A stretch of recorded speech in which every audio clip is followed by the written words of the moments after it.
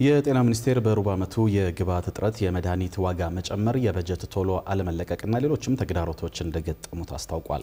የተነገረው የጤና ማህበራዊ ልማት ባህልና ስፖርት ጉዳዮች ቋሚ ኮሚቴ የጤና ሚኒስቴርን የአንደኛ ሩብ ዓመት እቅድ አፈጻጸም በገመገመበት ወቅት ነው። በመድረኩ ከፍተኛ የመድኃኒትና የግብዓት ክምችት የመኖሩ ጉዳይ ከቋሚ ኮሚቴው አባላት ጥያቄ አስነስቷል። ዳግማዊት ደረጃ መድረኩን ተከታትለዋለች፣ እንደሚከተለው ብሩክ አስቀኑ ያቀርበዋል። የጤና ማህበራዊ ልማት ባህልና ስፖርት ጉዳዮች ቋሚ ኮሚቴ የጤና ሚኒስቴርን የአንደኛ ሩብ ዓመት እቅድ አፈጻጸም በዛሬው ዕለት የገመገመ ሲሆን ሚኒስቴር መስሪያ ቤቱ በ2018 ዓ.ም የመጀመሪያ ሩብ ዓመት ለመስራት ካቀዳቸው ተግባራት መካከል 89 በመቶ የሚሆነውን መፈጸም መቻሉን ገልጿል። ሚኒስቴር መስሪያ ቤቱ ከመድኃኒቶችና ግብዓቶች አቅርቦት አንጻር በ3 ወራቱ ከእቅድ በታች መመዝገቡ የተገለጸ ሲሆን ከፍተኛ የግብዓትና መድኃኒት ክምችት የመኖሩ ጉዳይ ከቋሚ ኮሚቴው አባላት ጥያቄ አስነስቷል። ከመድኃኒትና ሕክምና መሳሪያዎች አቅርቦት አንጻር አንደኛ ሩብ ዓመት የመድኃኒት አቅርቦት 81.3% ከተያዘው ግብ አኳያ ዝቅተኛ የሆነበት ምክንያት ምንድነው?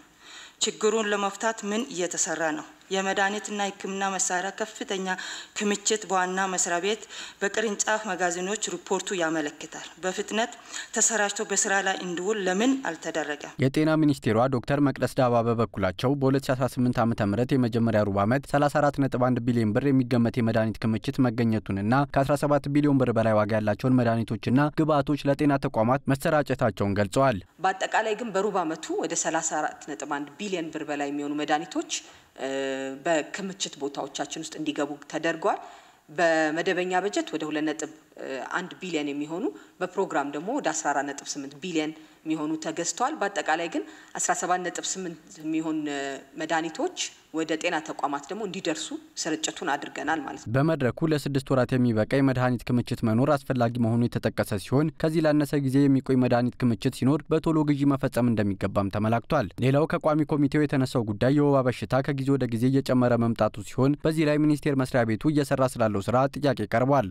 የወባ ወረርሽኝ ከጊዜ ወደ ጊዜ እየጨመረ ከመምጣቱም ጋር ተያይዞ የወባ ወረርሽኝ የመተንበይ እና የመለየት ቅድመ ዝግጅት ከማድረግ አንጻር ሚኒስቴር መስሪያ ቤቱ ምን ተግባር እየፈጸመ ይገኛል? ሚኒስቴር መስሪያ ቤቱ በክረምቱ ወራት የወባ በሽታ እንዳለ በሚታወቁባቸው አካባቢዎች ላይ የታቆሩ ጉድጓዶችን የማፍሰስና ሌሎች መሰል ተግባራትን ሲፈጽም መቆየቱን ጠቅሷል። ሚኒስትሯ መቅደስ ዳባ በበኩላቸው በሚኒስቴር መስሪያ ቤቱ በሩብ ዓመቱ የተሰሩ ስራዎች ሪፖርት ባቀረቡበት ወቅት በወባ በሽታ የሚያዙ ሰዎችን ቁጥር ካለፈው ዓመት ሲነጻጸር መቀነስ መቻሉንም ገልጸዋል። ለወባ ተጠርጥረው የተመረመሩ ፔሸንቶቻችን ቁጥር ስንመለከት ከ5 ሚሊዮን በላይ ነበር።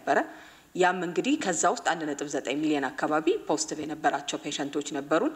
በጣም ከባለፈው ዓመት ተመሳሳይ ጊዜ ጋር ስንመለከተው ግን ከ1 ሚሊዮን በላይ ቁጥር ቅናሽ እንዲሆን ሆኗል ማለት ነው። ልክ በዚህ ጊዜ ባለፈው ዓመት ከነበረን በ1 ሚሊዮን ቁጥር ዝቅ እንዲያደርግ አድርገናል ማለት ነው። ለተነሱ ጥያቄዎች ምላሽ የሰጡት የጤና ሚኒስትር ዴኤታ ፍሬሕይወት አበበ በበኩላቸው በአንዳንድ አካባቢዎች ላይ ከሕክምና ግብዓትና ከባለሙያ እጥረት ሳቢያ ወረፋ እየጠበቁ የነበሩ ታካሚዎችን በመለየት ባለፈው የክረምት ወቅት ከ10,000 በላይ ለሚሆኑ ወረፋ የሚጠብቁ ታካሚዎች ሕክምና መስጠት መቻሉን አብራርተዋል። ሌላኛው የሰርጂካል ባክሎግ ነው። በጣም ትልልቅ ሕክምና የሚፈልጉ ግን ወረፋ እየጠበቁ ያሉ በየአካባቢው የሆስፒታሎቻችን ላይ የነበሩ ስለነበረ ይሄን ሰርጂካል ባክሎግ አንዳንዱ የሕክምና ግብዓት በማነስ አንዳንዱ የጤና ባለሙያ ከፍ ያለ የሙያ ደረጃን በመፈለግ የሚዘገዩ ስለነበረ በዚህ ክረምት ብቻ ከ15,900 በላይ የሕክምና የሚፈልጉ ባክሎጎቻችን ማጥራት የቻልንበትም። የጤና ሚኒስቴር በሩብ ዓመቱ የግብዓት እጥረት፣ የመድኃኒት ዋጋ መጨመር፣ የበጀት ቶሎ አለመለቀቅና ሌሎች ተግዳሮቶች እንደገጠሙትም በግምገማው ወቅት አስታውቋል።